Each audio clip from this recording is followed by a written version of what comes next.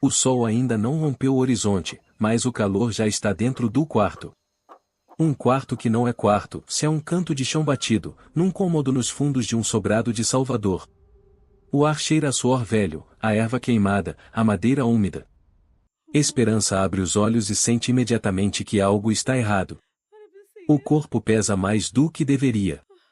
Os ossos doem como se alguém os tivesse torcido durante a noite. A língua é grossa, seca, amarga. Ela tenta se levantar, se não consegue. Tem 22 anos. É escravizada doméstica na casa de um comerciante português no Pelourinho. E naquela manhã de 1700, com febre subindo e a cabeça latejando, ela enfrenta o mesmo problema que vai matar milhares de pessoas naquele ano, e não há médico. Não há remédio. Não há ninguém com diploma, bisturi ou diagnóstico a quem recorrer. Há o calor. Há a dor. E há o silêncio de uma colônia que aprendeu a conviver com a morte como vizinha de porta. O Brasil de 1700 não tinha um único hospital funcionando fora das santas casas de misericórdia, se mesmo essas eram mais depósito de moribundos do que lugar de cura. Não existia faculdade de medicina em toda a colônia. Os poucos médicos formados em Coimbra ou Montpellier se concentravam nas cidades maiores, atendiam quase exclusivamente os ricos e cobravam valores que um trabalhador livre levaria meses para juntar. Para os pobres, os escravizados, os índios aldeados e os mineradores no meio do sertão, adoecer era uma sentença cujo desfecho dependia de sorte, fé e sabedoria popular acumulada por gerações. E é exatamente esse Brasil que você vai conhecer hoje. Não o Brasil dos vice-reis e dos palácios. O Brasil do corpo que dói sem ter nome para a dor. O Brasil que se curou, só tentou se curar, com o que tinha. Mas antes de entender como as pessoas sobreviviam, é preciso entender do que elas estavam tentando sobreviver. E o que você vai descobrir vai mudar a forma como você enxerga a medicina, a desigualdade e a resistência humana. Em 1700, as doenças mais letais no Brasil colonial tinham nomes que gelavam o sangue, bexiga, que era como o povo chamava a varíola. Sarampo. Febre amarela. Disenteria. Sífilis. Mal de Lázaro, o nome popular para a lepra. Algumas vinham nos navios negreiros, comprimidas em porões com 300, 400, 500 pessoas, outras chegavam com os colonos portugueses, outras ainda já estavam aqui, esperando um corpo que nunca tinha desenvolvido imunidade para recebê-las. Quando alguém adoecia em Salvador, no Recife ou em Vila Rica, as opções eram poucas e muitas vezes, piores do que a própria doença. O primeiro recurso era o cirurgião barbeiro, um profissional que, no mesmo dia, podia aparar a barba de um senhor, extrair um dente de um escravo e amputar um braço gangrenado sem anestesia.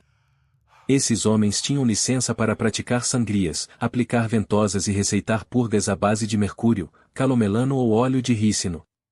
A teoria médica dominante ainda era a dos humores, acreditava-se que doenças eram causadas por desequilíbrio entre o sangue, a fleuma, a bile amarela e a bile negra.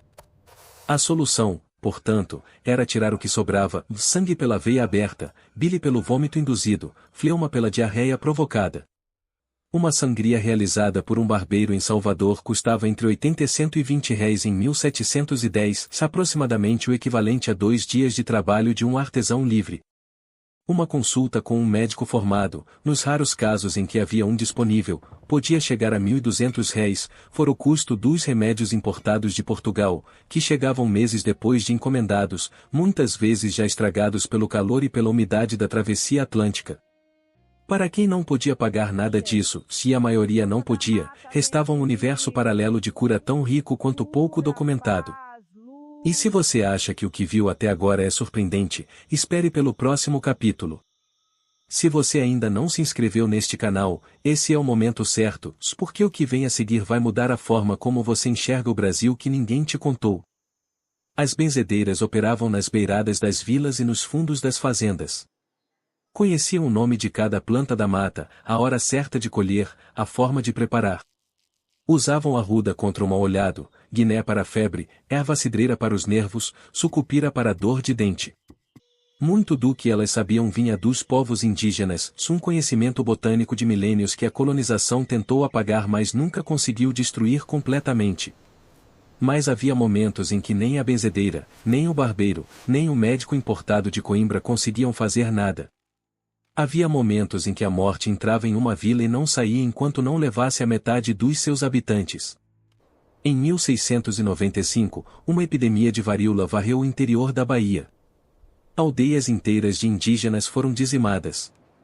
Registros da época anotam, com a frieza burocrática típica dos documentos coloniais, que morreram tantos índios que não havia quem os enterrasse. Em 1717, a febre amarela reapareceu no Recife com força total, a cidade perdeu entre 10% e 15% da sua população em menos de 2 anos. Em Vila Rica, nos anos de 1720, a disenteria matava mineradores às dezenas nas épocas de chuva, quando os riachos que abasteciam a vila transbordavam e misturavam água limpa com esgoto. Diante de epidemias assim, a resposta de cada grupo social era radicalmente diferente, e essa diferença revela tudo sobre a estrutura de poder da colônia. Os grandes proprietários e comerciantes ricos mandavam buscar médicos de Lisboa, uma viagem de 3 a 4 meses. Fechavam suas casas, saíam para fazendas afastadas, esperavam a epidemia passar. Encomendavam remédios da botica mais próxima, Nutriaga, que era uma mistura de até 64 ingredientes de origem animal, vegetal e mineral, vendida como antídoto universal. Um frasco pequeno custava o equivalente a uma semana de salário de um trabalhador livre. Os pobres livres e os escravizados não tinham para onde ir, ficavam. E rezavam. Foi nesse contexto que o padre Belchior de Ponte se tornou uma figura singular. Jesuíta nascido em São Paulo em 1658, ele passou décadas percorrendo o interior da capitania, levando consigo uma bolsa de remédios artesanais que ele mesmo preparava, pós de ervas, emplastros de gordura animal, tinturas de raiz. Os registros do processo de beatificação iniciado após sua morte, em 1719, incluem dezenas de testemunhos de pessoas comuns, 6 escravos, índios, mestiços, mulheres pobres, que afirmavam ter sido curadas por ele. Se a cura vinha dos remédios ou da fé, ninguém sabia dizer. Provavelmente, as duas coisas eram a mesma coisa. Porque no Brasil de 1700, fé e medicina não tinham fronteira. Eram o mesmo gesto. Esperança sobreviveu. Não sabemos o nome dela de verdade, se esse é um nome composto de muitos nomes apagados. Mas sabemos que mulheres como ela sobreviveram à febre, à varíola, ao parto sem parteira, à picada de cobra sem soro, ao dente podre sem anestesia. Sobreviveram porque alguém sabia o que fazer com uma folha de boldo. Porque uma vizinha conhecia o rezar certo. Porque o corpo humano é, quando não tem outra escolha, extraordinariamente teimoso em continuar vivo. O que o Brasil colonial nos deixou não foi um sistema de saúde, se demorou mais 2 séculos para começar a surgir, e ainda hoje é alvo de luta. O que ele nos deixou foi uma tradição de cura popular que mistura África, América e Portugal numa combinação que ainda hoje vive nas garrafadas do Nordeste, nas rezas das benzedeiras do interior de Minas, nos chás que a avó faz quando a febre chega.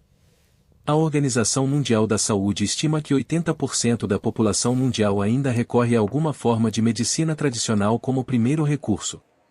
No Brasil, esse número tem raízes fincadas exatamente no século em que Esperança acordou com febre num cômodo de chão batido em Salvador. A história da medicina no Brasil não começa nos hospitais. Começa nas mãos de quem não tinha nada além do que a terra oferecia, se usou até o último recurso antes de desistir. Esses homens e essas mulheres não aparecem nos livros de história. Não deixaram retratos nem testamentos. Mas deixaram algo mais duradouro, o conhecimento de que a vida pode ser defendida com unhas e dentes, com raiz e reza, com tudo que se tem, mesmo quando tudo que se tem não é quase nada.